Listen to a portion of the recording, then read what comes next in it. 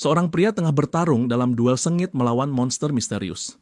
Setelah perjuangan panjang, ia akhirnya berhasil menang dan membuktikan bahwa dirinya mampu menghadapi monster seorang diri. Di saat bersamaan namanya dipanggil dan di hadapannya, orang-orang terlihat sibuk melawan monster yang jauh lebih besar. Salah satu dari mereka bertanya apa yang sedang ia lakukan, lalu menyuruh sang protagonis untuk tidak membuang waktu dan segera mengumpulkan barang yang telah mereka dapatkan. Dengan wajah gugup, ia segera meminta maaf. Namun bukannya memaafkannya, orang-orang itu justru mengutuknya dan pergi meninggalkannya. Di sisi lain, protagonis hanya bisa menyaksikan mereka dari kejauhan. Dunia telah berubah drastis sejak ditemukannya Abyss, sebuah dimensi lain di mana monster-monster dari kisah fantasi menjadi nyata. Setelah rahasia Abyss terungkap, umat manusia memperoleh kekuatan transcendental. Dengan kekuatan itu, mereka berhasil mengalahkan monster-monster yang sebelumnya mengancam keberadaan manusia. Kini manusia telah melangkah lebih jauh, mereka sekarang menjelajahi Abyss, wilayah yang dulu tak tersentuh. Oleh karena itu, sistem yang dulunya menjunjung tinggi prestasi dan usaha perlahan-lahan runtuh dan sekarang dinilai berdasar rang awakening, di mana dikatakan semakin tinggi tingkat rang awakening, semakin mewah dan nyaman hidup yang bisa dijalani. Sementara protagonis berbeda, ia hanyalah seorang porter, seseorang yang pekerjaannya sekadar mengumpulkan barang untuk orang lain. Entah mengapa ia belum mencapai awaken meskipun usianya sudah menginjak 35 tahun. Bahkan ia tidak bisa membuka layar statusnya sendiri, hal yang bagi banyak orang adalah kemampuan dasar. Dalam lubuk hatinya, ia ingin sekali awaken, ingin menikmati hidup yang lebih baik, penuh kenyamanan dan kemewahan, seperti mereka yang telah mencapai awaken. Ketika memberi informasi bahwa ia sudah mengumpulkan drop dan membalikan badan, ia mendapati semua orang sudah tewas. Di saat yang bersamaan terdengar suara iblis yang menyeramkan berbicara kepadanya, mengatakan bahwa hanya dia yang tersisa. Di hadapannya berdiri sesosok monster raksasa berkelas SSS Asmodeus. Seketika itu juga protagonis menghunus belatinya, sial sebelum ia sempat menyerang, monster itu hanya perlu menggerakkan tangannya untuk menghancurkan lengan pria itu. Dalam sekejap, jeritan kesakitan keluar dari mulutnya. Saat ia menoleh ke arah iblis di hadapannya, iblis itu hanya mengangkat jari, semburan energi berbentuk petir melesat dan menghantam kepala protagonis, menyebabkan darahnya mengalir deras. Dalam kepanikan dan ketakutannya, pria itu hanya bisa berpikir, betapa menyedihkannya ini. Jadi begini cara aku mati. Di momen ini ia mulai mengingat penderitaan yang dulu dialami, mulai dari orang tuanya meninggal dalam kecelakaan, perundungan di masa sekolah, dianggap sebagai sampah karena dirinya belum awaken. Pada saat ia larut dalam kesedihan, setetes darahnya jatuh ke tanah. Saat itu juga, suara misterius menggema di udara, mengatakan bahwa syarat untuk awaken telah terpenuhi. Di hadapannya terdapat sesosok makhluk berwujud manusia. Protagonis tidak bisa memahami apa yang sedang terjadi. Ia menoleh ke belakang dan di sana tubuhnya sendiri tergeletak tak bergerak. Asmodeus sang monster raksasa kini benar-benar terdiam seolah waktu telah berhenti. Makhluk humanoid itu menatapnya dan berkata, "Jangan pedulikan Asmodeus yang tak berarti itu." Dengan kebingungan, protagonis bertanya, "Siapa kau sebenarnya?" Makhluk itu menjawab bahwa semua orang memanggilnya King. Namun ia meminta pria itu untuk tidak khawatir, karena mulai saat ini ia akan memberinya authority. Pria itu semakin bingung dengan ucapan makhluk di hadapannya. Ia bertanya-tanya apa dia yang membuat Asmodeus dalam keadaan seperti itu. Namun sosok asing itu hanya tersenyum dan berkata, "Aku tahu kau memiliki banyak pertanyaan, tapi jawabannya sangat sederhana. Aku memilihmu karena aku terkesan dengan tekad dan kemauanmu yang kuat. Namun, jangan berharap keajaiban seperti ini akan terjadi lagi." Di saat yang bersamaan, King mulai bersiap untuk memberikan kekuatannya. Pria itu masih dalam keadaan syok, berteriak, meminta penjelasan sebelum menerima kekuatan itu. Namun King hanya tertawa pelan, meminta protagonis menunggu. Setelah waktunya tiba, ia akan mengetahui semuanya. Selain King, terlihat monster besar turun ke arah protagonis dan di saat itu juga ia menghilang. Kemudian, samar-samar suara manusia lain terdengar. Perlahan-lahan ia membuka matanya. Saat matanya terbuka, ia disambut dengan ucapan selamat pagi. Tepat setelah ia bangun, sebuah tamparan keras mendarat di wajahnya. Ia menatap orang di hadapannya dan mengenali mereka. Sebuah pertanyaan muncul di kepalanya. Sialan, apa yang terjadi? Kenapa pembuli yang dulu di SMA ada di sini sekarang, sementara ia merasa tadi ada di Abyss? Pada saat itu, sebuah status window muncul memberi informasi dirinya nama Kim Tae-hyun, usia 19 tahun, peringkat F, skill pre. Dalam sekejap, ia menyadari sesuatu, usia 19 tahun, berarti ia telah kembali ke masa lalu. Tepatnya 16 tahun yang lalu. Saat masih dalam kebingungan, seseorang kembali menamparnya. Namun bukannya marah atau takut, ia justru mulai tertawa. Para pembuli menatapnya dengan raut bingung. Apa yang salah dengannya? Apa dia sudah gila? Dalam sekejap ia membalas tamparan itu dengan sebuah pukulan keras. Untuk pertama kalinya, ia tidak hanya menerima serangan, tetapi juga membalasnya. Kim tersenyum, kali ini karena ia menyadari sesuatu yang luar biasa, bahwa dirinya juga telah menjadi seorang yang terbangkitkan atau awaken. Mereka berempat masih berada di atas atap ketika si pembuli bernama Hyuk-soo tergeletak di tanah. Kim Tae-hyun mengusap pipinya, bersiap menghadapi dua pembuli lainnya yang kini menyerangnya secara bersamaan. Keduanya memiliki kekuatan unik. Satu bisa mengeluarkan api dari tangannya, sementara tangan pembuli yang lain membeku oleh es. Si pengguna api mencoba menyerangnya, namun Kim Tae-hyun berhasil menghindar dengan gesit, lalu membalas dengan sebuah pukulan di bawah dagu. Di saat yang bersamaan Kim menendang perut pembuli lainnya. Wajahnya kini terlihat serius, dipenuhi konsentrasi dan tekad. Dalam benaknya ia teringat bahwa selama 35 tahun ia hidup sebagai seseorang yang tidak pernah mengalami awaken. Ia telah melakukan segala hal yang bisa ia lakukan. Mulai dari latihan fisik dasar, mempelajari semua informasi tentang abyss dan monster, hingga menguasai berbagai keterampilan, termasuk pertarungan jarak dekat seperti tinju, kendo, dan panah. Oleh sebab itu, Kim begitu yakin bahwa ia tidak akan pernah kalah dari para pembuli yang bahkan belum memiliki dasar pertarungan sama sekali.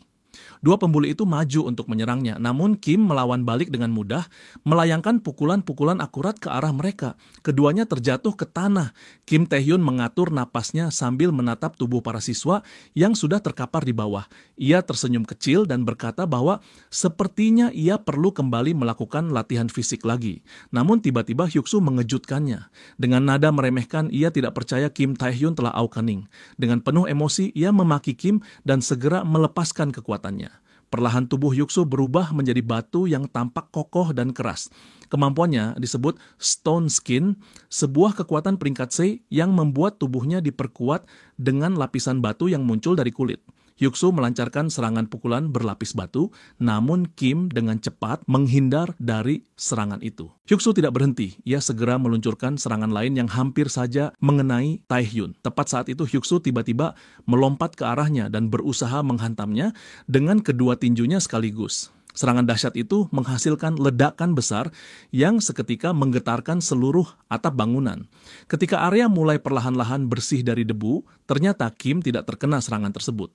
Di sisi lain, ia sudah berada di belakangnya, bersiap untuk melancarkan serangan. Merasakan kehadiran Kim di belakangnya, Hyuk-soo segera menoleh, dan saat itulah tinju Kim menghantam wajahnya dengan kekuatan besar. Kim bahkan sudah bersiap dengan pukulan keduanya, namun tiba-tiba ia terkejut. Serangan tersebut tidak berdampak apa-apa, sebab Hyuk-soo melapisi wajahnya dengan batu. Tak tinggal diam, Hyuk-soo pun segera melancarkan serangan balasan dan berhasil menghantam tubuh Kim secara langsung. Tubuh Kim terpental keras dan menghantam tanah dengan dampak yang luar biasa, hingga permukaan tanah pun retak. Dengan penuh rasa percaya diri, Hyuk-soo mendekatinya dan mengejeknya sambil berkata bahwa Kim seharusnya tahu batas kemampuannya sendiri. Dia lalu bertanya apakah Kim akan kabur seperti yang biasa ia lakukan di masa lalu atau mencoba bertarung dengan kemampuan barunya yang baru saja bangkit. Terbaring di tanah, Kim mengingat kembali bahwa setiap orang yang awaken memiliki sebuah skill dan peringkat. Peringkat itu dimulai dari F yang tidak jauh berbeda dari manusia biasa, hingga S yang kemampuannya setara dengan monster.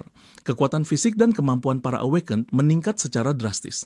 Namun Kim tahu bahwa kemampuan yang dimilikinya saat ini adalah sesuatu yang belum pernah terdengar oleh siapapun, sebuah skill predation, dan yang lebih buruk lagi, kemampuannya berada di peringkat terendah. Karena itulah ia tak bisa memungkiri bahwa dirinya sama sekali tak memiliki peluang untuk menang melawan Hyuk-soo yang berada di peringkat C. Namun tiba-tiba tubuh Kim diselimuti aura gelap yang menyeramkan seketika membuat dia percaya diri. Terkejut, Hyuk-soo bertanya, kekuatan apa yang dimiliki Kim? Ia sulit mempercayai bahwa yang Kim ia anggap rendah sekarang benar-benar telah awakening. Kim menatap kedua tangannya yang kini mengeluarkan cahaya merah yang berasap, dan ia pun bertanya-tanya sendiri, apakah ini yang disebut skill predation? Ia bisa merasakan kekuatan magic di dalam dirinya, bergerak mengikuti kehendaknya. Hyuk-soo langsung bergerak menyerang. Pikirannya penuh dengan keyakinan bahwa segalanya akan berakhir jika ia berhasil membunuh Kim. Kim mengulurkan tangannya yang diselimuti asap merah dan melepaskan serangan dahsyat dalam bentuk beberapa lingkaran cahaya. Hyuk-soo sangat terkejut, terutama karena serangan itu justru lebih kuat daripada kemampuannya sendiri. Tubuhnya yang tadinya dilapisi batu perlahan-lahan mulai terkelupas. Cahaya merah menyerupai benang berputar-putar di sekeliling tubuhnya, hingga akhirnya tubuh Hyuk-soo yang sebelumnya dilapisi batu, kini lenyap. Setelah beberapa saat berlalu, asap tebal yang menyelimuti seluruh area diiringi oleh puing-puing yang berterbangan kemana-mana. Tepat saat itu, Hyuk-soo tampak seperti hangus terbakar, jatuh tersungkur tak berdaya di hadapan Kim. Di saat itu juga, sebuah layar notifikasi muncul dan memberitahukan bahwa skill predation telah berhasil digunakan. Sebagai hasil dari mangsa buruan yang berhasil ia taklukkan, rangnya pun meningkat. Batu-batu mulai menutupi tangan Kim, dan layar notifikasi memberitahu bahwa ia kini memiliki skill baru. Ini adalah kemampuan Stone Skin milik Hyuk-soo sebelumnya. Beberapa waktu kemudian di klinik sekolah, sang perawat terkejut melihat Kim datang sembari menggendong para pembuli. Meskipun dirinya sendiri nyaris pingsan karena kelelahan, Kim masih sempat menyapa sang perawat. Menyadari kehadiran Kim, perawat itu tak kuasa menahan diri untuk berteriak karena kaget. Setelah pertarungan berakhir, Kim sendiri yang berinisiatif membawa mereka semua ke klinik. Dengan kemampuan penyembuhan sang perawat, Kim pun mendapat perawatan. Ketika sang perawat menanyakan bagaimana mereka bisa sampai terluka begitu parah, Kim dengan tenang berbohong dan mengatakan bahwa mereka hanya terjatuh dari tangga. Setelah selesai dirawat, Kim berjalan di sepanjang jalan, pikirannya melayang kemana-mana. Ia merasa lega, akhirnya ia telah bangkit dan membalaskan dendamnya pada Hyuk-soo. Namun, satu masalah masih menghantuinya. Kim menggambarkan predation seperti sebuah cabang pohon berduri yang melilit dalam bentuk spiral. Peringkat yang selama ini nyaris mustahil ia tingkatkan, setelah bertahun-tahun latihan tanpa hasil, kini melonjak hanya dalam satu pertarungan. Meskipun secara sistem ia masih berada di peringkat F, kekuatannya telah melampaui player rank C. Lebih dari itu, ia memiliki kemampuan untuk mencuri skill dari lawan yang telah dikalahkannya. Saat menapaki anak tangga, pikirannya dipenuhi pertanyaan. Mengapa sosok putih yang menyebut dirinya King memberikan kekuatan itu padanya? Dan mengapa ia diberi kesempatan untuk kembali ke masa lalu? Pertanyaan demi pertanyaan terus membanjiri benaknya. Namun di balik semua keraguan, tatapan matanya menjadi tajam, ada satu hal yang harus ia lakukan. Setelah beberapa saat berlalu, kini ia berdiri di depan gerbang rumahnya. Sekarang ia berencana mencari tahu tentang kemampuan predation. Setelah orang tuanya meninggal dunia, Kim tinggal bersama pamannya. Di benaknya ia membayangkan wajah sang paman dan keluarganya. Namun sesampainya di ruang tamu, Kim kaget mendapati orang asing duduk santai di kursi, sementara dua orang lainnya berdiri di sampingnya dengan wajah tertutup. Di lantai, seorang anak laki-laki sedang berjongkok, sibuk memunguti uang yang berserakan di lantai. Anak itu pun terkejut melihat kemunculan Kim. Di sisi lain, Kim langsung bertanya mengapa Jae-young tidak berada di sekolah. Namun perhatian Kim segera teralih ke tumpukan uang yang tercecer di lantai. Dalam hati, ia tak bisa menahan rasa amarah dan menyebut Jae-young sebagai bajingan. Ia teringat jelas bahkan sebelum ia kembali ke masa lalu, Jae-young adalah bocah yang selalu bergaul dengan para pembuli, bahkan sampai nekat menguras seluruh uang yang ada di rumah dan selalu membuat masalah. Kim memandangi Jae-young yang tampak berbisik pada salah satu pria yang kini berdiri dari duduknya. Dengan nada meremehkan, ia memperingatkan Kim agar tidak ikut campur jika tak ingin dipukuli. Tepat saat itu, ia juga merendahkan Kim karena belum awaken. Kim hanya memandangnya dengan ekspresi datar sebelum senyum sinis terbentuk di wajahnya. Tanpa basa-basi, Kim langsung melayangkan pukulan keras ke arah pria tersebut. Pukulan itu begitu kuat hingga membuat si pria terbatuk hebat saat tubuhnya menghantam lantai dengan keras. Jae-young dan dua orang bertopeng yang berdiri di sisi kanan dan kirinya sontak terkejut melihat hal tersebut. Kim naik ke atas tubuh pria yang baru saja dipukul, hendak melayangkan serangan lanjutan. Saat tangannya nyaris menyentuh wajah lawannya, pria itu panik dan berteriak, "Tunggu!" Tidak menghiraukan, Kim tetap melanjutkan niatnya dan mengaktifkan skill predation. Namun ekspresinya perlahan berubah menjadi kecewa saat muncul notifikasi yang menyatakan bahwa fungsi predation tidak dapat digunakan. Pria yang tergeletak di bawahnya menatap Kim dengan wajah ketakutan dan bingung. Tidak ingin mensia-siakan kesempatan ini, dengan cepat pria itu melayangkan tinjunya ke arah wajah Kim. Pukulan keras itu mengenai sasaran, dan Kim mengerang kesakitan saat tubuhnya terhempas ke lantai. Sementara dua pria bertopeng lainnya langsung mengambil posisi menyerang. Mereka menggunakan kemampuan masing-masing dengan kompak, salah satunya mengaktifkan skill Bind peringkat C, yang lain mengeluarkan skill Poison peringkat C, dan si pemimpin mengaktifkan skill Bleed peringkat C. Mereka bertiga dengan kompak menyerang ke arah Kim yang masih berusaha bangkit. Ketika akhirnya ia mampu mengangkat kepalanya, ia dikejutkan oleh pemandangan yang ada di depannya. Dalam sekejap, kilatan cahaya terang menyelimuti ruangan. Di dalam terlihat asap ungu pekat menyelimuti. Pria yang tampaknya adalah pemimpin dari kelompok tersebut awalnya menunjukkan sikap arogan, menyindir bahwa Kim hanya pura-pura menjadi seorang yang telah awakened. Namun keyakinannya perlahan-lahan berubah menjadi keterkejutan dan kebingungan saat ia menyaksikan pemandangan di depan matanya. Di balik asap tebal, tampak siluet tubuh Kim yang berdiri tegak. Sebuah layar notifikasi muncul mengonfirmasi bahwa penggunaan skill telah terdeteksi. Bind, Poison, dan Bleed telah dikonfirmasikan. Serangan-serangan itu telah meliputi area, namun tubuh Kim tetap berdiri kokoh, bahkan memancarkan cahaya terang. Layar notifikasi kembali muncul, kali ini menginformasikan bahwa berkat kekuatan misterius, ia berhasil menahan dampak dari ketiga skill tersebut. Tangan Kim perlahan mulai dilapisi oleh batu, efek dari skill Stone Skin. Ia tersenyum dan berkomentar bahwa meskipun skillnya sebelumnya tidak aktif, secara tiba-tiba malah bisa menetralkan skill musuh. Ia mengakui bahwa dirinya masih belum memahami sepenuhnya apa yang sedang terjadi, namun saat ini fokusnya tertuju pada si pemimpin kelompok yang masih berdiri dengan ekspresi penuh keterkejutan. Dalam sekejap, si pemimpin itu dihantam oleh tangan Kim yang kini tertutupi lapisan batu, membuatnya terhempas keras ke lantai. Kim tampak sangat puas melihat seberapa kuat kekuatan barunya.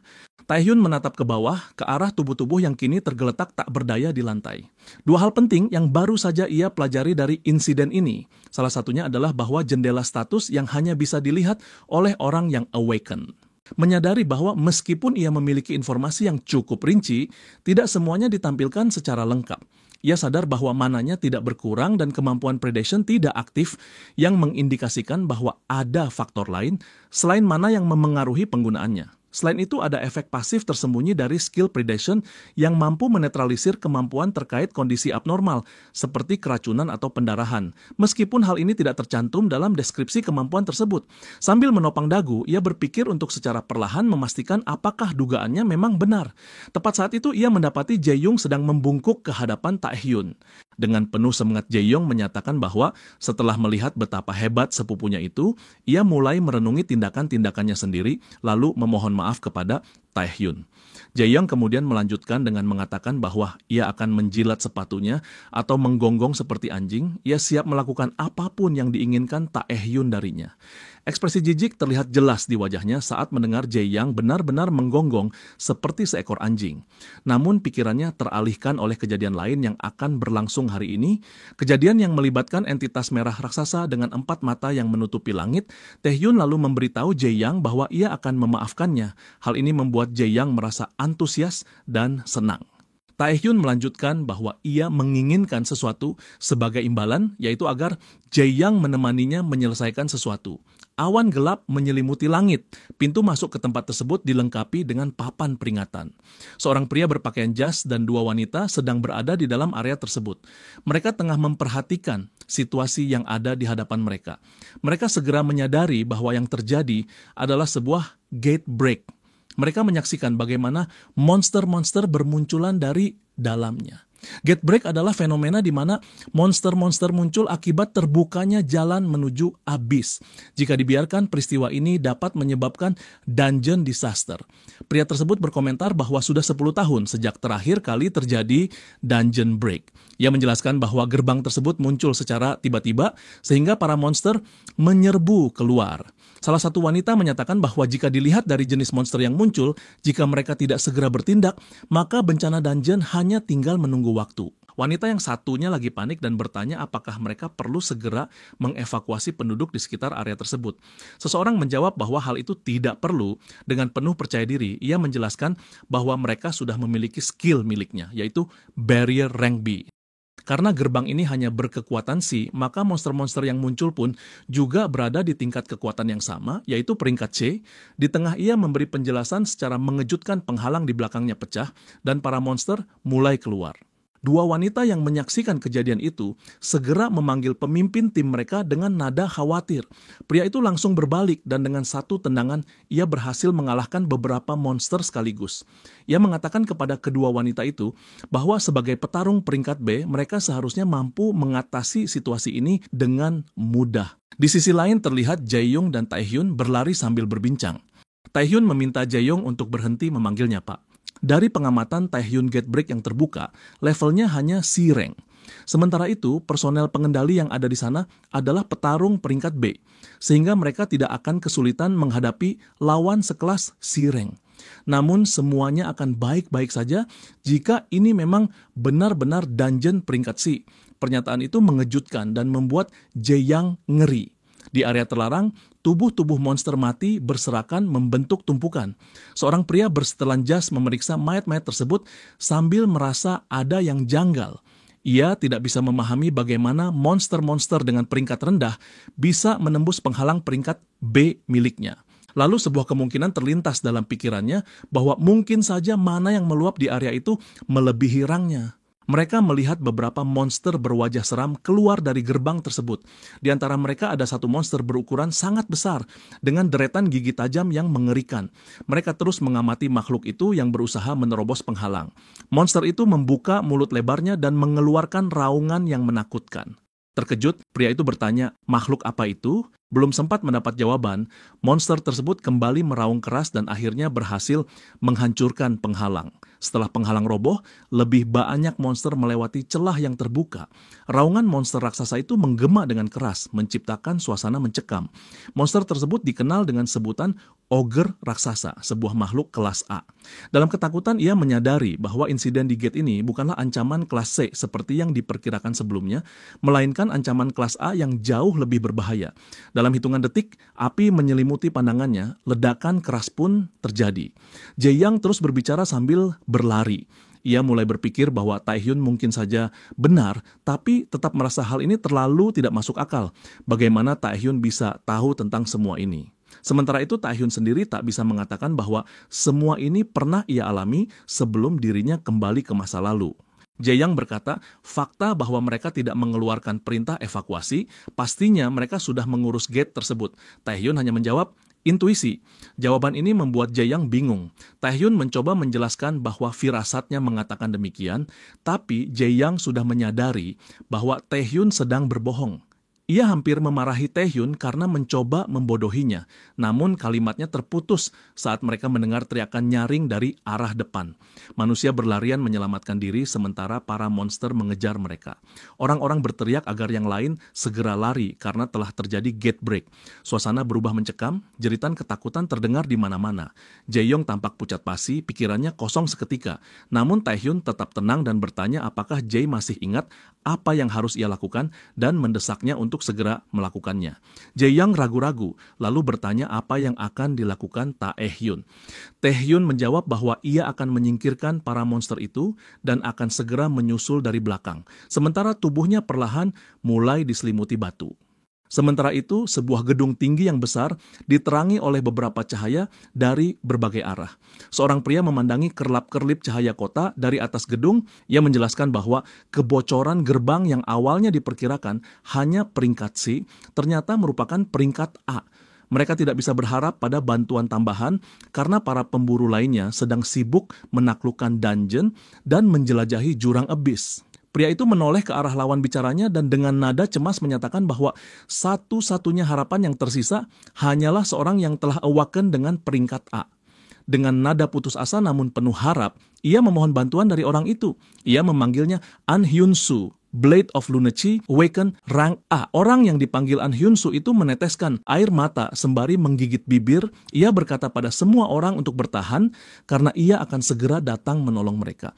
Sebuah jendela status muncul menunjukkan bahwa kemampuan spesialnya adalah kelas 8 sindrom. Kalau kalian wibu pasti familiar dengan istilah Chu Unibyu. Terlihat seekor monster dihantam tepat di kepalanya, lalu monster lain dipukul di wajahnya, dan satu lagi berhasil dibuat pingsan oleh serangan Kim. Setelah monster terakhir yang dipukul oleh Kim roboh ke tanah, ia melepaskan skill seperti angin topan berwarna merah yang langsung mencabik-cabik beberapa monster menjadi serpihan. Ia tampak senang karena berhasil membuktikan teorinya bahwa kegagalan dalam proses predation atau pemangsaan disebabkan oleh kelelahan. Saat ini, tingkat kelelahan dalam tubuhnya mencapai 52%, dan jika melewati 70%, kemampuan itu tidak akan bisa diaktifkan. Mayoritas kemampuan diaktifkan dengan menggunakan mana, tapi itu bukan satu-satunya faktor yang harus diperhatikan. Kelelahan ternyata memiliki peran besar. Tingkat kelelahan akan meningkat ketika kemampuan digunakan atau saat melakukan aktivitas fisik, dan semakin tinggi kelelahan, semakin lemah pula kekuatan kemampuan yang dikeluarkan, serta tubuh terasa makin berat untuk digerakkan. Ia merasa hal ini cukup menyusahkan karena ada banyak variabel yang perlu diperhitungkan. Namun, Kim menemukan satu hal penting. Jika ia menyerap monster yang sudah mati, ia bisa memulihkan mana tanpa perlu mengorbankan apapun.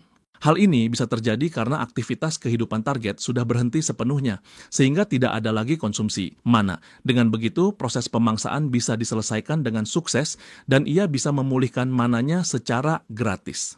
Sebuah senyum muncul di wajahnya, kini peringkatnya naik menjadi D. Kemampuan predation dan stone skin-nya juga meningkat dari peringkat E menjadi D.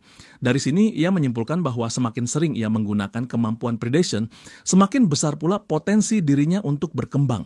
Ia bahkan bisa membayangkan jika pertumbuhannya terus berlanjut seperti ini, suatu saat ia bisa mencapai peringkat S atau SS atau bahkan rank SSS pertama. Setelah menyatakan bahwa tugasnya selesai, dia pun berniat kembali ke tempat Jae-yong berada. Namun belum sempat menyelesaikan kalimatnya, tiba-tiba ia merasakan sesuatu dari belakang. Dalam sekejap, seekor monster raksasa jatuh tepat di tempatnya berdiri. Pria dengan pedang itu menyebut monster itu sebagai makhluk menjijikkan dan bersumpah akan membalas semua korban yang telah dibunuhnya. Pria itu lalu memperkenalkan dirinya dengan penuh semangat. Namanya An Hyun-soo, sang pejuang keadilan, menyatakan bahwa dirinya lah yang akan menghakimi akhir hidup monster itu. Di sisi lain, Taeyun tampak kebingungan. Si ogre meraung keras sambil mengangkat tinjunya ke udara, bersiap menyerang. An Hyun-soo menantikan serangan itu dengan mata penuh tekad mengangkat pedangnya dan meluncurkan rentetan serangan cahaya tajam berbentuk seperti berlian ke arah ogre tersebut.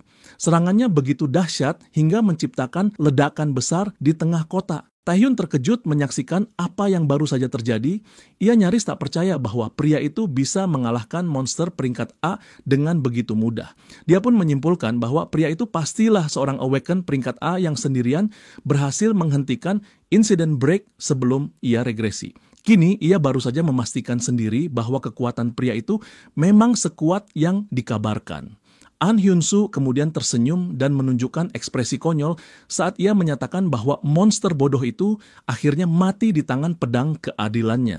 Saat ia terus memandangi An Hyun-soo, ia bertanya-tanya kenapa pria itu tiba-tiba muncul di wilayah ini, padahal sebelum ia mengalami regresi, An Hyun-soo sedang terlibat dalam pertarungan sengit melawan ogre raksasa di sisi lain kota.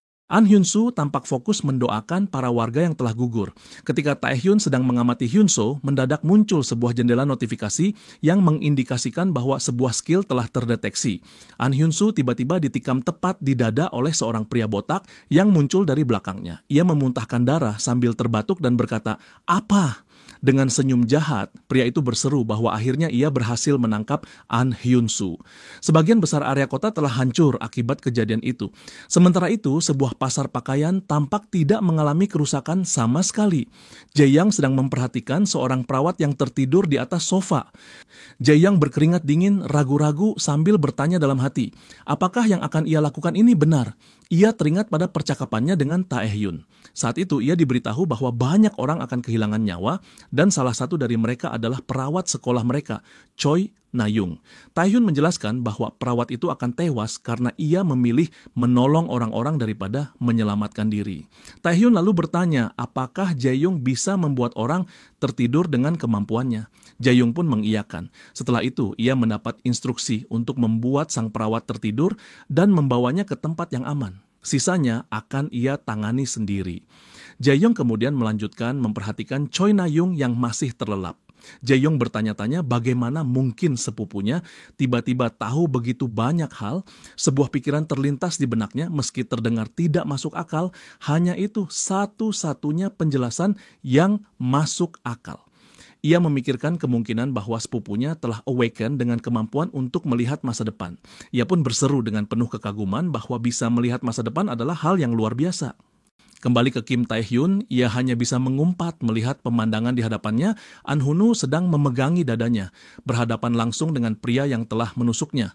Pria itu menampilkan ekspresi menyeramkan sambil mengomentari betapa mengejutkannya bahwa An Hun-woo masih hidup meskipun telah ditusuk di titik vital. Ia menyindir bahwa para awakener peringkat A memang berada di level yang berbeda. Pria itu lalu mengatakan bahwa hal seperti ini justru membuat perburuan semakin menyenangkan.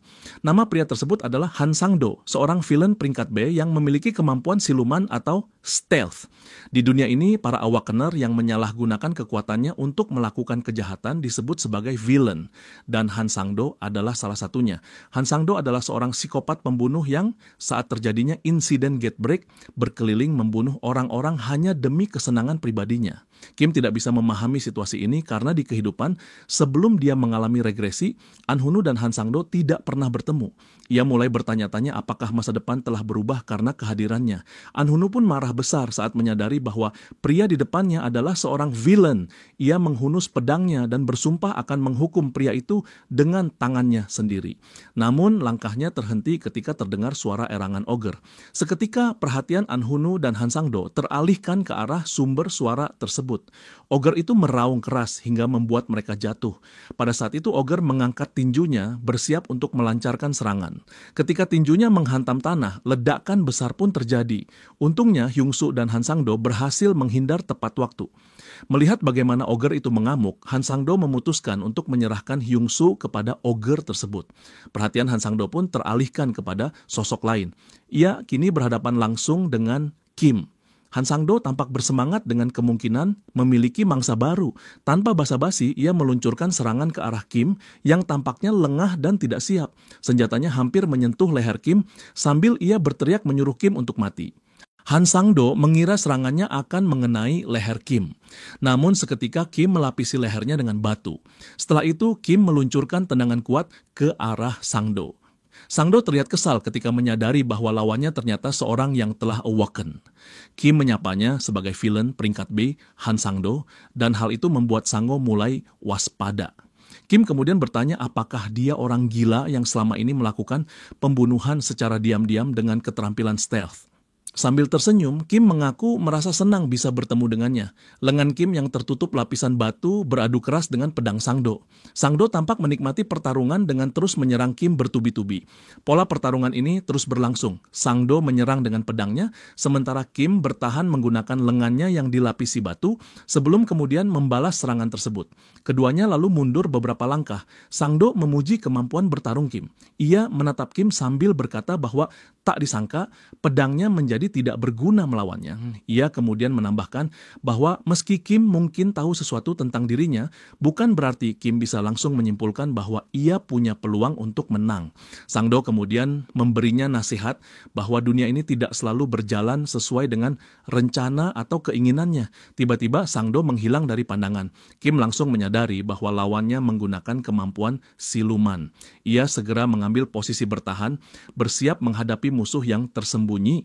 Ia dengan cepat membalikkan badan dan memukul ke arah udara sambil menyatakan bahwa serangan Sang-do takkan bisa melukainya. Namun tanpa ia sadari, Sang Do sebenarnya berada tepat di belakangnya. Kim benar-benar lengah saat Sang Do muncul dan bertanya, apakah dia yakin dengan apa yang baru saja dikatakannya. Kim langsung berbalik untuk menangkis pedangnya, namun secara tak terduga tangannya berdarah. Ia terkejut saat melihat tangannya yang dilapisi batu bisa terluka. Sang Do tertawa mengejeknya lalu bersiap melancarkan serangan berikutnya. Sambil bersiap, ia bertanya pada Kim apakah dia tahu sudah berapa banyak orang seperti dirinya yang telah ia buru. Orang-orang yang melakukan kesalahan dengan mengira bahwa kemampuan mereka tak terkalahkan. Ia kemudian bertanya, apakah Kim kini mulai panik dan ingin melarikan diri. Titik lemah Kim terbuka, ia diserang dari segala arah. Kim menggertakkan giginya, menahan serangan bertubi-tubi yang menghujani tubuhnya. Sang Do mengatakan bahwa ia seharusnya paham bahwa setiap teknik pasti memiliki celah. Dengan serangan terakhirnya, Sang Do meninggalkan Kim dalam keadaan lantai dipenuhi cipratan darah. Kim terengah-engah mencoba menenangkan napasnya. Di lubuk hatinya, ia mulai menyadari kelemahan dari kemampuan Stone Skin. Kini ia memahami bahwa kemampuan itu tidak ideal untuk sepenuhnya menahan serangan, karena getaran atau guncangan yang terlalu kuat akan menghancurkan batu tersebut. Bagian yang terkena serangan akan digantikan oleh formasi batu baru yang daya tahannya jauh lebih lemah. Kim akhirnya menyadari bahwa sejak awal, Sang Do memang menargetkan kelemahan itu. Tatapan mata Sang Do tampak begitu tajam dan menakutkan. Namun Kim tetap bisa tersenyum karena ia telah memperoleh pemahaman penting bahwa pertarungan jarak dekat masih mungkin dilakukan bahkan melawan lawan peringkat B. Kim lalu bertanya pada Sang Do apakah mereka sebaiknya mengakhiri pertarungan di situ. Ekspresi kebingungan menyelimuti wajah Sang Do. Ia tertawa lalu mengejek Kim, bertanya apakah ia sudah gila karena terpojok. Tanpa membuang waktu, ia menerjang ke arah Kim dengan kecepatan penuh. Kim lalu bertanya apakah Sang Do tahu alasan sebenarnya ia ingin bertemu dengannya. Tiba-tiba kilau merah terpantul di mata Sang Do. Kim mengungkapkan bahwa tujuannya di sini adalah untuk merebut kemampuan stealth Sang Do. Sang Do terkejut menyaksikan kekuatan Kim yang akhirnya ditampakkan. Meski begitu ia tertawa, kemudian mengaktifkan kemampuan stealth, merasa yakin bahwa selama dirinya tak terlihat, maka serangan apapun tak akan bisa mengenainya. Namun Kim tidak menunjukkan rasa panik sedikit pun. Sebaliknya ia justru mengingatkan lawannya pada ucapan yang ia lontarkan sebelumnya, bahwa setiap kemampuan pasti memiliki kelemahan. Kim pun tampaknya menyadari sesuatu. Setelah berulang kali memangsa monster, ia mulai memahami bahwa ada beberapa di antaranya berhasil lolos dari penglihatannya, tapi pada akhirnya skill predation melahap mereka semua. Dengan kata lain, kemanapun ia bersembunyi, sejauh apapun ia melarikan diri, tetap saja predation akan mencapainya. Tiba-tiba Sang Do menjerit kesakitan. Predation mencabik-cabik tubuhnya hingga hancur. Matahari mulai terbit menyinari seluruh kota dengan hangatnya sinar pagi. Hyung-soo terlihat tergeletak tengkurap di tanah, mengutuk nasibnya karena telah tertusuk oleh musuhnya. Meski ia dikenal dengan berbagai gelar seperti pahlawan keadilan atau prajurit tak terkalahkan, nyatanya ia tetap tak bisa menghindari kematian. Seketika muncul sesosok ogre raksasa di hadapannya. Makhluk itu mengaum keras sambil sembari bersiap melayangkan pukulan ke arah Hyung-soo. Serangan itu menimbulkan ledakan besar, debu dan puing-puing beterbangan di sekelilingnya, menciptakan suara yang menggelegar.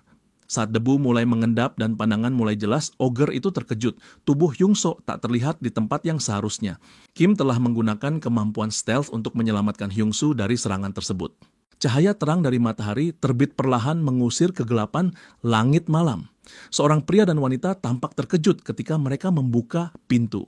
Jae-young memanggil ayah dan ibunya, mengumumkan bahwa ia telah pulang ke rumah. Kim bertanya pada pamannya, apakah semuanya baik-baik saja? Air mata mengalir dari mata pasangan tua itu.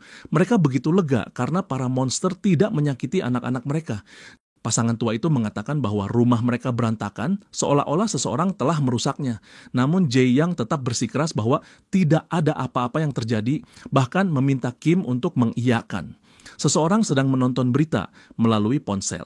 Dalam siaran itu disebutkan bahwa sesuai dengan pedoman pemerintah, peringatan akan terjadinya gate break telah sepenuhnya dicabut. Selain itu, berita tersebut juga menyatakan bahwa pemerintah mempertimbangkan kemungkinan terjadinya gate break lanjutan.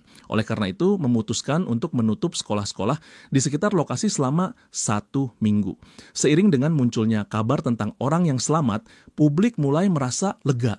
Pria yang sebelumnya mengenakan setelan jas bersama 2 wanita yang menyertainya, kini terlihat memakai pakaian rumah sakit saat mereka berjalan menyusuri koridor.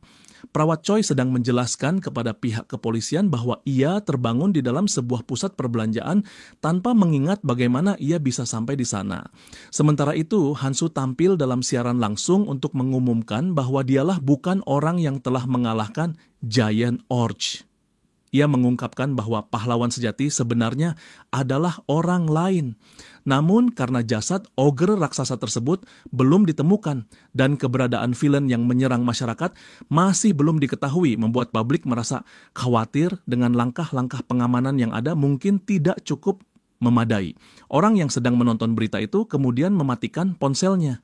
Ternyata orang tersebut adalah Kim Tae-hyun. Ia merasa lega sekaligus senang karena namanya tidak disebutkan sama sekali dalam laporan berita tersebut. Tae-hyun berdiri di atas rel kereta sambil menatap ke arah terowongan yang gelap. Jendela status miliknya telah diperbarui dengan kemampuan baru yang baru saja ia peroleh. Kini ia memiliki 3 kemampuan, salah satunya adalah stealth peringkat D untuk menyembunyikan tubuhnya. Karena levelnya yang masih rendah, Tae-hyun kesulitan untuk menggunakan ketiga kemampuan itu sekaligus. Menggunakan kekuatan itu secara sembarangan bisa dengan cepat menguras mana miliknya, yang pada akhirnya meningkatkan tingkat kelelahan secara drastis. Oleh karena itu, ia mulai memikirkan cara pencegahan dan solusi terbaik menurutnya adalah menggunakan potion. Ramuan atau potions adalah eliksir yang diciptakan untuk berbagai keperluan, seperti memulihkan mana atau mengurangi kelelahan. Namun, Tae-hyun menghadapi masalah. Ramuan-ramuan itu harganya sangat mahal. Akhirnya, ia memutuskan untuk berburu demi mendapatkan uang. Ia masuk ke dalam terowongan, tetapi jalannya terhalang oleh reruntuhan. Dengan susah payah, ia menyelinap melalui celah sempit agar bisa terus melanjutkan. Untuk bisa berburu, ia membutuhkan izin resmi, sehingga pilihan ini yang tersisa. Setelah melewati lorong sempit di antara dinding, akhirnya ia tiba di suatu tempat yang menjadi sarang monster raksasa. Salah satu monster berbicara mempertanyakan bagaimana mungkin seorang manusia biasa bisa sampai ke tempat mereka. Satu monster mengusulkan agar mereka melumpuhkannya lalu menyantapnya bersama. Kim mendengar semua percakapan mereka dan ia mulai bertanya-tanya apakah monster-monster itu memiliki kecerdasan tinggi. Jendela notifikasi muncul dan memperlihatkan bahwa monster-monster tersebut bernama The Spider Sisters dan mereka diklasifikasikan sebagai monster peringkat B. Kim mengungkapkan bahwa monster peringkat B saja belum cukup untuk meningkatkan rangnya. Ia pun berpikir, mungkinkah ia harus memakan ratusan dari mereka demi mencapai tujuannya? Pernyataan itu membuat para Spider Sisters tersinggung dan marah. Salah satu dari mereka tampak mengembungkan pipinya dan secara serempak meludahkan cairan ungu ke arah Kim. Mereka tertawa mengejek dan bertanya bagaimana rasanya terkena cairan itu, serta bertanya apakah Kim mulai merasa tubuhnya lumpuh. Namun mereka terkejut ketika menyadari bahwa target mereka sama sekali tidak terpengaruh. Ternyata kemampuan Kim yang bernama ketahanan telah aktif. Kim tampak puas karena kemampuan para Spider Sisters justru menjadi berguna baginya. Salah satu dari mereka berteriak menyuruhnya untuk menunggu, namun jeritan itu segera berubah menjadi erangan kesakitan. Notifikasi pun muncul menyatakan bahwa Kim telah berhasil melakukan predation secara sempurna dan memperoleh kemampuan baru. Kemampuan baru yang disebut paralisis telah didapatkan. Salah satu gedung tinggi di area tersebut adalah markas dari Asosiasi Pemain Korea Selatan Baru. 2 pria berjaga di depan pintu kayu raksasa. Di dalam gedung ada seorang wanita yang sedang memegang secangkir kopi bersama 2 pria. Salah satu dari pria itu dialah Go Tae-wook, wakil manajer Asosiasi Pemain Korea Selatan Baru. Seorang player secara resmi didefinisikan sebagai individu yang telah mengalami awakening dan diizinkan secara hukum untuk menggunakan kemampuannya demi berbagai tujuan, seperti menjelajahi abyss, membersihkan dungeon, dan sebagainya. Saat ini terdapat 5 player inti yang dikelola oleh Asosiasi Korea Selatan Baru. Di antara itu terdapat 4 guild besar. Yang pertama para fighter yang disebut Undivided, kemudian para crafter yang dikenal sebagai Alchemist, lalu para mages yang dijuluki The Magicians, dan para informan yang disebut Night Walkers. Lembaga resmi yang mengelola seluruh pemain, termasuk keempat guild besar tersebut, adalah Asosiasi Pemain Korea Selatan Baru. Di hadapan wakil manajer berdiri seorang wanita yang merupakan Master Guild dari Nightwalkers, sekaligus seorang pemain berperingkat S yang bernama Yu Ayong. Bersamaan ada seorang pria yang mengucapkan terima kasih atas kehadirannya, namanya Jean Jinhui, ketua Asosiasi Pemain Korea Selatan Baru sekaligus pemain peringkat S. Ia bertanya kepada Ayong apakah ia menemukan sesuatu yang mencurigakan. Ayong mengkonfirmasi, menanyakan apakah yang dimaksud adalah Guild Malignant. Guild Malignant adalah organisasi kriminal yang dibentuk oleh individu-individu paling kejam, bahkan di antara para penjahat. Ciri khas anggota guild ini adalah cincin emas yang mereka kenakan, dengan 3 tengkorak yang terukir di atasnya. Kemudian Jin Hui menyerahkan sebuah laporan yang berisi informasi terbaru mengenai pergerakan guild tersebut dan daftar pemain yang mereka incar. Ayong memberitahunya bahwa dia yakin pria itu tidak mencarinya hanya untuk menyerahkan dokumen, maka dia langsung saja menanyakan apa yang sebenarnya dibutuhkan darinya. Pria itu tertawa mengakui bahwa yang dia ingin pendapatnya mengenai sesuatu. Lebih lanjut, ia menanyakan kapan Ayong menyelesaikan ujian player. Ayong awalnya bingung dengan pertanyaannya, namun akhirnya menjawab dengan jujur bahwa ia lulus ketika usianya mencapai 19 tahun, usia minimum yang memenuhi syarat. Saat itu pula, ia baru menyadari sesuatu. Ketua guild lalu menanyakan pendapatnya. Apakah dia pikir seorang siswa SMA bisa bertarung seimbang melawan monster? Di sisi lain, siswa SMA yang sepertinya menjadi topik utama dalam percakapan mereka, yang tak lain dan tak bukan adalah Kim Tae-hyun, sedang duduk di atas tumpukan tubuh monster yang telah ia kalahkan. Ranselnya penuh dengan kristal dari monster-monster itu. Ia sedang berbicara di telepon dengan salah satu dari 4 guild terbesar, yaitu Alchemist. Kim mengungkapkan kalau dirinya ingin membeli beberapa potion. Penutupan sekolah selama 7 hari akibat gate break telah berakhir. Selama masa penutupan sekolah itu, Kim sibuk dengan berbagai aktivitas berupa latihan fisik bersama Jae-young dan berhasil membersihkan beberapa dungeon. Setelah beberapa saat berlalu, tepatnya di dalam gedung milik Guild Alchemist, salah satu dari 4 guild besar. Seseorang terdengar terkejut melihat banyaknya batu sihir yang ia kumpulkan. Karena itu, mereka langsung menganggap Kim sebagai pelanggan istimewa, bahkan menyebutnya SVIP, dan mencoba membujuknya untuk berdagang dengan mereka. Inilah salah satu aktivitas Kim selama masa libur sekolah, yaitu berdagang potion. Meski begitu, peringkat keseluruhannya tetap berada di level C. Perjalanan yang harus ia tempuh masih panjang, dan di sisi lain ia tetap harus pergi ke sekolah. Karena rasa penasaran, teman-teman sekelasnya pun bertanya, apakah dia sudah mengalami awakening sebab beredar kabar bahwa dia telah mengalahkan Hyuksu dan antek-anteknya. Salah satu siswa lain menambahkan bahwa apapun yang terjadi, Kim sedang berada dalam masalah besar. Tiba-tiba sekelompok siswa datang dengan tergesa-gesa dan penuh emosi. Kim menyadari kehadiran mereka. Kelompok siswa ini membuat keributan dengan melempar dan menghancurkan kursi-kursi di kelas. Mereka tampak benar-benar marah. Salah satu dari mereka bahkan duduk dengan santai dan meletakkan kakinya di atas meja. Sosok itu adalah Lee Jong. Ia kemudian menyapa Kim. Jong telah mengalami awakening dan menjadi seseorang dengan peringkat S. Ia merupakan generasi ketiga dari keluarga Taesan, konglomerat besar, yang menjadi sponsor utama SMA Taesan. Jong juga adalah orang yang paling kuat di SMA itu. Kim teringat kembali saat ia dulu didesak ke dinding. Jong adalah dalang utama yang memerintahkan Hyuksu untuk mengganggunya hanya karena belum mengalami awakening. Mendengar Jong menyapanya sebagai teman, Kim merasa tertawa geli dengan nada tegas dan sinis, menyuruh Jong untuk enyah dari hadapannya. Salah satu antek Jong langsung tersulut emosi dan memaki Kim dengan kata-kata kasar, mempertanyakan apakah Kim tahu siapa yang sedang diajak bicara. Belum sempat menyelesaikan perkataannya, sebuah tinju menghantam wajah anak itu. Ternyata Jong memukulnya. Ia lalu bertanya dengan nada kesal, "Apa kau tidak lihat kami sedang bicara?" Setelah itu, perhatian Jeong kembali tertuju pada Kim. Ia mengatakan bahwa Kim menjadi sombong setelah hanya mengalahkan Hyuksu. Lalu, ia melepaskan sebuah bola api ke udara sebagai isyarat atau peringatan sambil menasihatinya agar lebih berhati-hati ke depannya. Kim tampak panik sekaligus terkesima saat menyaksikan langsung kekuatan dari seorang Awakener peringkat S. Jong berkata bahwa Kim sebaiknya mendengarkan dengan baik mumpung dia masih bersikap ramah. Sementara itu di dalam hati, Kim bertanya-tanya bagaimana jika Jong berhadapan dengan predation, namun sebelum pikirannya berkembang lebih jauh, seorang gadis muncul dan menyela situasi. Gadis itu membekukan tangan salah satu anak buah Jong yang langsung menjerit kesakitan. Gadis itu adalah Lim Ayeong. Ia juga meminta Kim untuk menghentikan tindakannya. Ia mengenal Ayong sebagai sosok yang memegang banyak peran penting, ketua kelas, dan juga saudara tiri Yu Ayong. Ia juga dikenal sebagai putri dari keluarga kaya, murid teladan, Awakener peringkat S, calon peringkat 1 di semester mendatang, serta kandidat noblesse oblige seorang player masa depan yang diprediksi mencapai peringkat SS. Ayong memiliki banyak julukan dan diperkirakan akan terus mendapat lebih banyak lagi seiring waktu. Namun, ada satu hal yang membuat Kim kesal terhadapnya. Ayong adalah orang yang sangat keras kepala dan tak kenal kompromi. Jong pun mencoba bersikap seolah-olah tidak terjadi apa-apa, berdalih yang ia lakukan hanyalah mengobrol dengan teman lamanya. Namun Ayong menanggapinya dengan sinis dan bertanya, sejak kapan teman berniat meninju wajah temannya sendiri?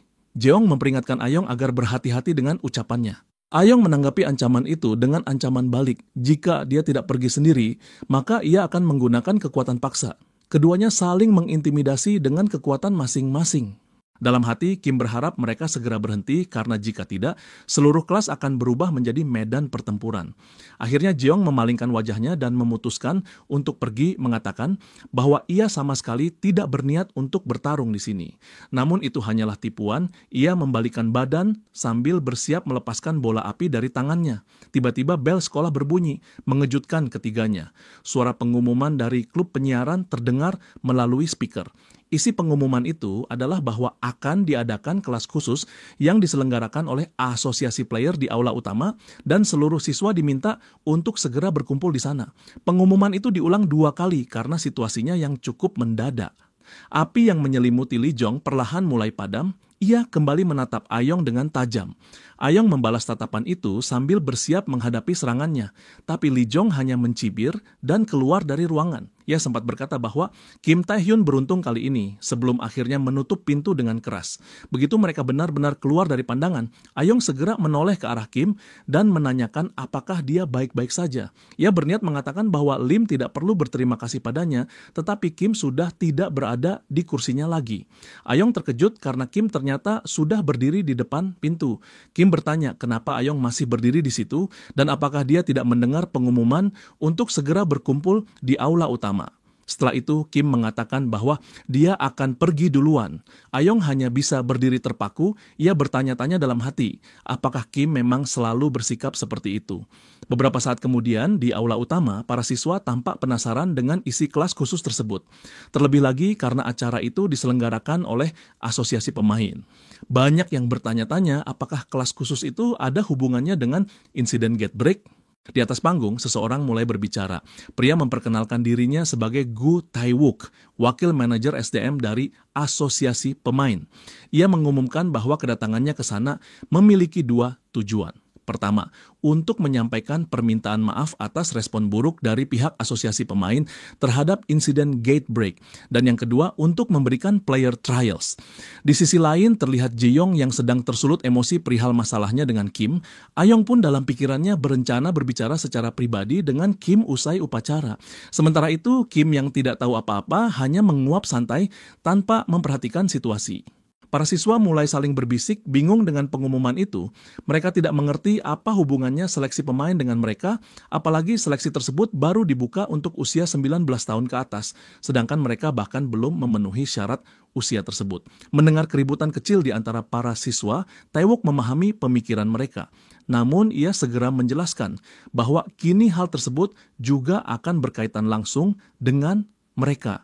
Ia mengungkapkan bahwa akibat meningkatnya jumlah gate break dan lonjakan tajam jumlah monster serta dungeon, asosiasi pemain menyadari bahwa mereka kekurangan tenaga. Oleh karena itu, mulai dari seleksi pemain yang akan datang, sistem pencalonan akan dibuka, bahkan untuk siswa sekolah menengah atas.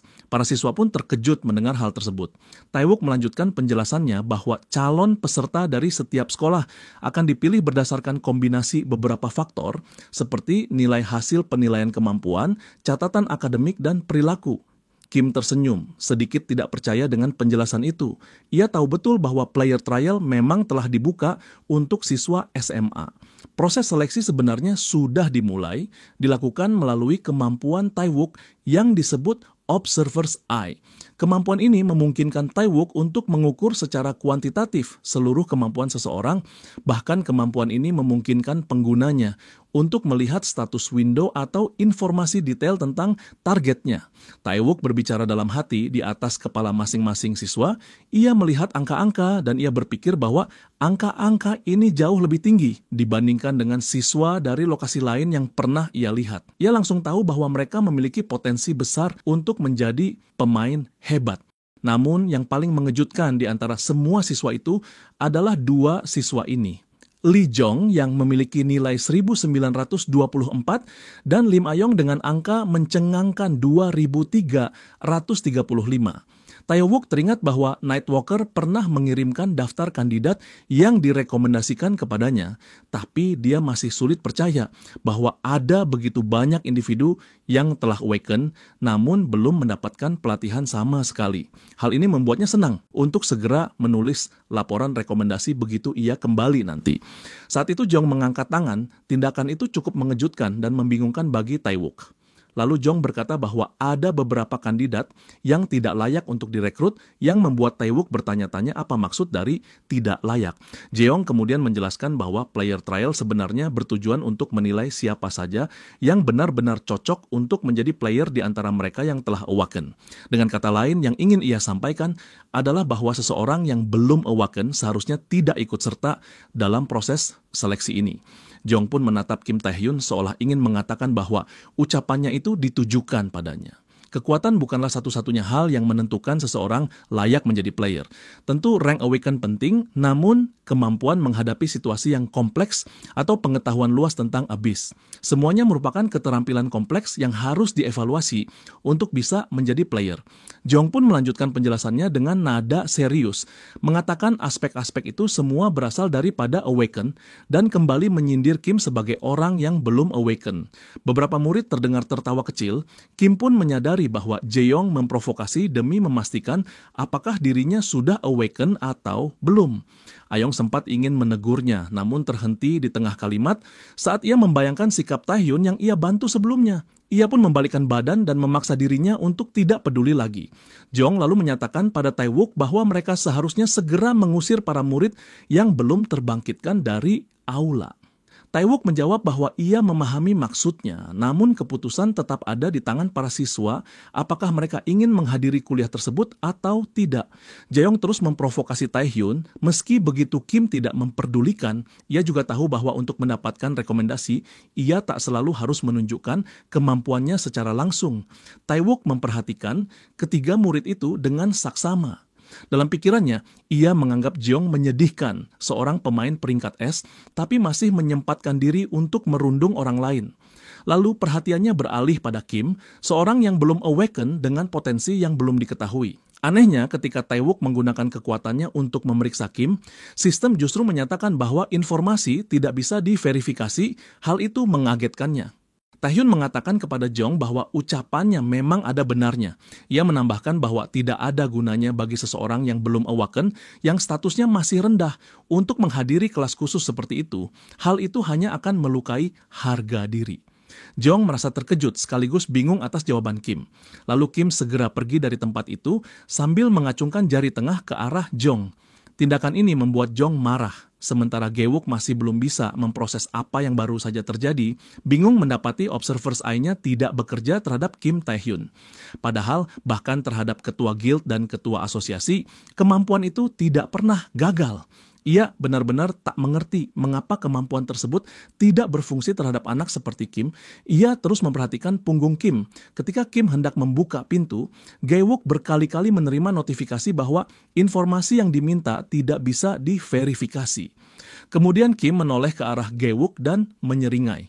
Gae-wook terkejut mendapati sosok berambut putih panjang di belakang Kim. Yang lebih mengejutkan lagi, angka yang tertera pada Kim adalah 5096. Saat itu hampir senja dan lorong-lorong sekolah pun sudah sepi.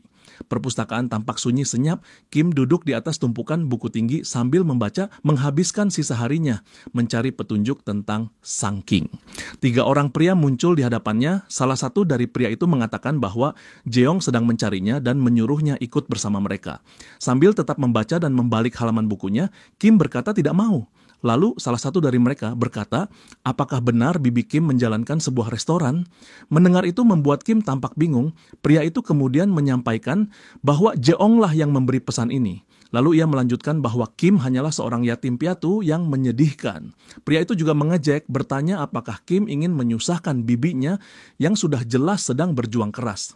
Belum sempat menyelesaikan kalimatnya, sebuah ledakan mendadak mengguncang perpustakaan. Suaranya begitu dahsyat hingga merobohkan beberapa rak buku. Pria itu mengerang kesakitan ketika tangan Kim mencekik lehernya semakin erat.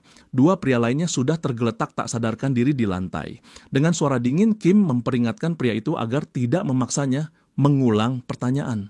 Ia bertanya dengan penuh kemarahan di mana si bajingan Jeong berada. Aula utama kini sunyi dan kosong. Kim akhirnya menemukan Jeong bersama seorang pria yang tampak seperti pengawal pribadi, berpakaian rapi dengan jas dan dasi. Jeong lalu bertanya pada pria itu apa pendapatnya. Ternyata pria tersebut sedang menggunakan kekuatan khususnya. Dia memperkenalkan diri sebagai Seol Hundo, seorang pemain peringkat A sekaligus pengawal pribadi Jeong. Hundo kemudian melaporkan bahwa efek status yang ia coba gunakan tidak berpengaruh pada Kim. Ia menyimpulkan bahwa dengan daya tahan sekuat itu, kemungkinan besar Kim juga adalah seseorang yang telah awakening dan memiliki peringkat A. Jeong pun mengangguk, seolah sudah menduga bahwa Kim telah mengalami awaken. Dengan nada tenang tapi tajam, Jeong mengatakan bahwa sudah saatnya ia berbicara dengan Kim. Taehyun meski terlihat sangat marah, memilih untuk tetap diam. Jeong kemudian mengakui bahwa mungkin ucapannya sebelumnya memang terlalu kasar, tapi dia memperjelas bahwa dia sama sekali tidak berniat menyakiti Taehyun. Bahkan dia mengaku ingin merekrutnya. Dia menjelaskan bahwa setelah lulus nanti, dia akan membentuk sebuah guild sebagai pewaris dari grup Taesa. Dan dia sadar bahwa bahkan seorang jenius sepertinya pun tidak bisa melakukan segalanya sendirian. Dia bertanya pada Kim, apakah dia mengerti maksudnya, lalu menjelaskan bahwa yang dia cari adalah bakat, bukan sampah seperti Baek Hyuk-soo, dan menunjuk Kim Taehyun sebagai orang yang ia inginkan. Jeong terlihat bersemangat saat mencoba meyakinkan Kim untuk melupakan dendam lamanya dan bekerja bersamanya. Dia menjanjikan bukan hanya kekayaan dan kehormatan, tapi juga kesempatan untuk membawa keluarganya keluar dari kehidupan yang menyedihkan itu. Bukannya tertarik, Kim justru mengejek janji tentang kekayaan dan kehormatan itu. Dengan ekspresi serius, tubuhnya berubah menjadi batu, lalu dia berkata kepada Jeong bahwa ia telah melewati batas. Jeong tampak tercengang, tak menyangka reaksi itu. Dia menarik napas berat, lalu melepaskan kekuatannya sambil berkata bahwa anjing harus dilatih. Sebuah lingkaran sihir mulai terbentuk di lantai. Hundo mengaktifkan skill room. Room adalah sebuah barrier yang membungkus suatu area dengan sihir. Orang luar tidak bisa mendeteksi sihir di dalamnya. Seluruh area tertutup oleh penghalang transparan berwarna kebiruan. Hundo mengumumkan bahwa dengan ini tidak akan ada seorang pun dari luar yang mengetahui pertempuran tuan mudanya. Taehyun melesat ke arah Jeong dengan tinju batu miliknya, sementara tinju Jeong diselimuti api. Tinju mereka bertabrakan menghasilkan pusaran udara yang kuat di tengah-tengah. Tinju Jeong mendorong Taehyun ke belakang, membuatnya mengerang kesakitan. Jeong kemudian maju lagi, bersiap melancarkan serangan berikutnya. Serangannya disertai pukulan yang dahsyat, hingga menciptakan ledakan besar, seolah-olah gunung berapi meletus. Kim terluka hingga batuk darah. Jeong tertawa dan mengejeknya, bertanya apakah Kim akhirnya sadar diri akan posisinya. Dari kejauhan, Hundo menyaksikan pertempuran itu. Ledakan demi ledakan terjadi akibat pertarungan sengit mereka. Ia merasa kasihan kepada Taehyun. Dalam benaknya, ia mengira Taehyun adalah pengguna teknik penguatan tubuh tingkat tinggi dan awaken peringkat A- yang memiliki kemampuan bertarung serta kekuatan mental luar biasa. Ia berpikir Kim pasti sudah menemukan lawan yang sepadan selama ini. Tapi lawan Kim sekarang adalah Jong Rang S yang memiliki bakat yang luar biasa. Taehyun tampak terdesak menghadapi serangan Jong yang bertubi-tubi. Seoul Hundo berpikir Kim tak mungkin menang. Seharusnya ia menyadari batas dirinya dan menyerah. Namun sesuatu yang mengejutkan terjadi. Kim berhasil menghindari serangan lagi dan lagi hingga akhirnya ia menemukan celah untuk menyerang balik. Saat kesempatan itu tiba, pukulan Kim mendarat tepat di wajah Jong. Pukulan itu begitu kuat hingga Jeong terhempas keras ke tanah. Seoul Hundo tidak bisa mempercayainya. Bagi dirinya hal itu mustahil, sang tuan muda bisa dikalahkan dalam pertarungan jarak dekat. Dengan tubuh yang tak bisa digerakkan, Jeong bertanya kepada Kim apa yang telah dilakukan kepadanya. Sementara itu, Seoul Hundo berdiri terpaku, terkejut melihat tubuh sang tuan muda tidak bergerak.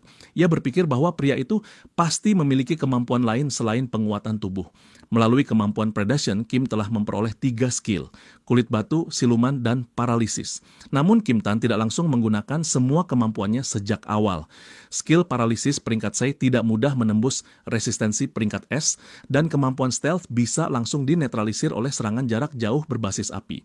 Sementara itu, predation adalah pilihan terakhir dan tidak boleh digunakan sembarangan. Jadi, tujuan utama Kim adalah untuk mengumpulkan efek paralisis melalui pertarungan jarak dekat.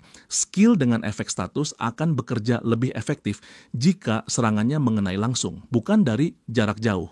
Dengan terus memberikan pukulan-pukulan yang mengandung efek paralisis, meskipun lawannya memiliki resistensi tingkat tinggi, lama-kelamaan tubuh akan kelelahan dan tak mampu lagi menahan efek tersebut.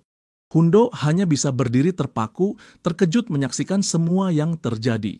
Ia mulai menganggap Kim sebagai seorang jenius, terutama karena dalam pertarungan langsung, Kim mampu melampaui level tuan muda. Taehyun menatap Jeong yang tergeletak di tanah. Jeong tertawa pahit dan mengakui satu hal. Dia terlalu meremehkannya. Lalu dia mengeluarkan sebuah kristal ungu dan menghancurkan kristal itu dengan jarinya.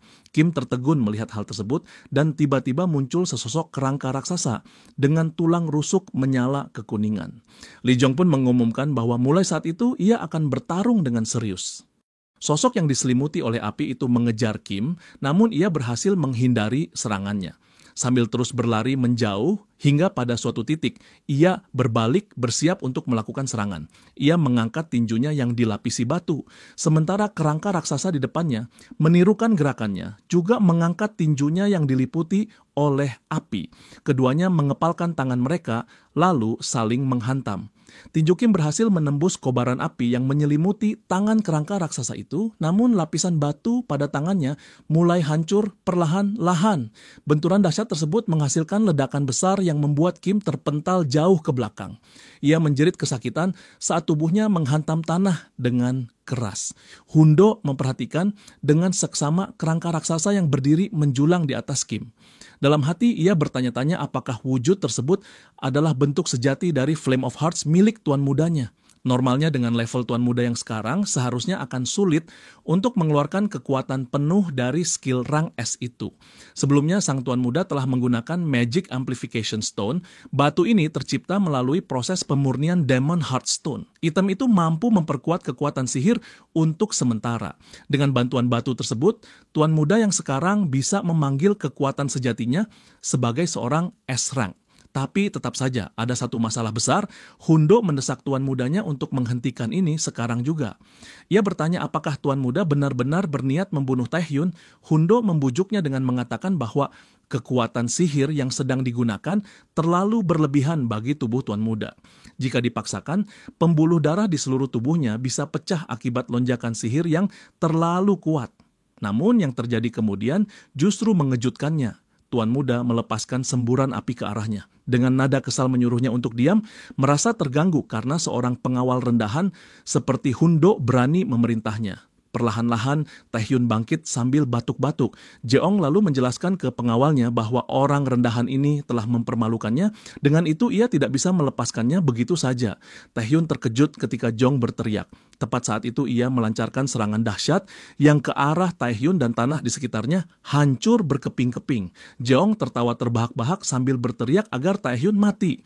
Seol Hundo menyadari bahwa situasinya sangat gawat. Ia segera berlari ke arah Taehyun. Ia sudah menduga bahwa Tuan Muda Jeong sudah kehilangan akal sehatnya. Ia pun mulai memikirkan bagaimana nantinya ia akan mengurus dampak yang terjadi. Saat ia sampai di tepi lubang tempat Taehyun jatuh, ia pun berteriak dengan lantang menanyakan apakah Taehyun masih hidup. Ia mencoba meyakinkannya untuk menyerah dan segera melarikan diri. Ia mengulurkan tangannya ke dalam lubang, menyuruh Taehyun untuk cepat-cepat pergi sementara ia akan menahan Tuan Muda demi keselamatannya. Namun sebuah pukulan yang sangat kuat mendarat ke wajahnya membuat Seol Hundo terpental jauh. Dari balik asap tebal itu, bayangan tubuh Kim perlahan muncul. Dengan nada tajam ia berkata, "Melarikan diri, apa maksudmu? Bukankah kau sendiri yang memulai pertarungan ini?" Ia pun mengakui bahwa peringkat es memang sangat berbeda. Setelah itu ia meminum beberapa ramuan yang memulihkan kelelahan, stamina, dan mananya. Dengan penuh tekad, ia menyatakan bahwa mulai saat itu ia akan bertarung dengan serius. Aura gelap yang mengerikan mulai keluar dari tubuh sang protagonis. Sementara itu di kantor asosiasi pemain, Gae-wook sedang memberikan laporan kepada atasannya. Atasannya sangat terkejut saat mendengar angka-angka yang begitu tinggi. Gae-wook memastikan bahwa Lee Jong berada di angka 1.900, sementara Lim Ayong mencapai 2.300. Tidak diragukan lagi, keduanya jelas berada di peringkat S. Para staf lain yang mendengarnya pun sulit mempercayainya, sebab bahkan jika mereka sudah berada di level S, tidak masuk akal jika seseorang yang belum terlatih bisa mencapai nilai 1.900 saat awaken. Angka tersebut saja sudah setara dengan pemain peringkat A. Ini berarti kemampuan orang itu selevel dengan saintes dari Jepang. Seseorang bahkan tertawa membayangkan bahwa Korea Selatan akhirnya kini memiliki seorang player dengan level saintes. Saintes Jepang adalah salah satu player papan atas. Dia adalah monster dengan statistik yang melampaui angka 2.500 ketika diuji pertama kali saat berusia 19 tahun. Namun ketika ia mulai membandingkan poin statistik Kim Taehyun yang mencapai 5.096, ia mulai merinding. Ia bertanya-tanya, apa sebenarnya yang terjadi? Ia mempertimbangkan kemungkinan bahwa itu hanyalah halusinasi atau mungkin kesalahan sistem. Ia pun keluar dari kantornya dan berjalan menyusuri lorong. Kini ia sudah membulatkan tekad untuk memeriksa Kim secara langsung. Sementara itu di aula utama, Seol Hundo tampak benar-benar terkejut. Ia berlutut di lantai, tak percaya dengan apa yang baru saja terjadi. Kim berhasil melumpuhkan kerangka raksasa itu hanya dengan melepaskan rantai berduri yang membelit dan menyelimuti monster tersebut hingga api yang membakar tubuh kerangka perlahan padam. Joong berteriak, bagaimana mungkin ini bisa terjadi? Ia tak habis pikir bagaimana dirinya bisa dikalahkan oleh orang rendahan seperti Kim Taehyun. Terlebih lagi, dirinya adalah pewaris dari grup Taeson dan memiliki peringkat S. Dengan rasa putus asa, ia mengerahkan seluruh kekuatan terakhirnya. Namun Kim tak peduli siapa Jong, apakah dia seorang pewaris atau memiliki pangkat setinggi apapun, semuanya tak ada artinya. Ia menyeringai sambil bersiap melancarkan serangan berikutnya. Jeong terkejut dengan apa yang dilihatnya, seluruh area tiba-tiba diselimuti asap merah dan sesosok bayangan muncul di atas mereka. Kim berkata bahwa itulah kekuatan Sang King. Beberapa sinar cahaya merah pun melesat menuju Jong. Meskipun ia melihatnya datang, ia gagal menghindar, sehingga serangan itu menghantamnya dengan telak. Di luar aula utama, suasana begitu hening sebelum kemudian sebuah ledakan besar mengguncang bangunan. Serangan tersebut menghancurkan aula utama dan Jong terkapar tak sadarkan diri di tanah. Hundo tak mampu menghentikan tubuhnya yang gemetar. Kim berkata dengan nada mengejek, ini benar-benar di luar dugaan. Kim tidak menyangka bahwa Hundo sebagai player peringkat A menarik Jeong keluar di tengah proses predation. Namun ia tak terlalu ambil pusing karena ia tetap berhasil memperoleh kemampuan yang diinginkannya. Hundo lalu bertanya, apa yang akan dilakukan Kim? Ia mencoba menjelaskan bahwa Jeong pewaris sah dari keluarga Taesan, bagaimana Kim akan bertanggung jawab atas semua ini.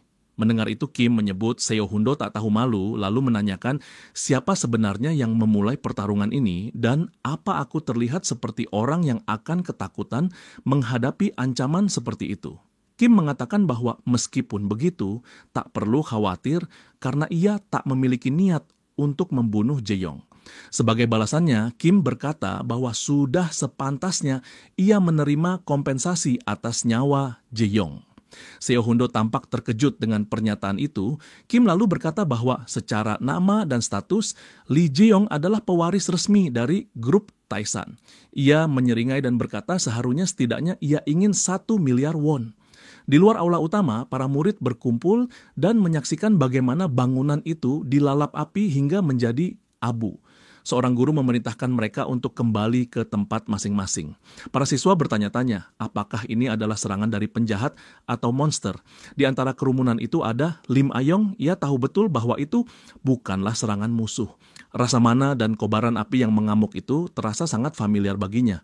Ia yakin bahwa itu adalah kekuatan milik Lee Jong. Ia pun bertanya-tanya, siapa sebenarnya yang sedang dilawan oleh Jae-yong?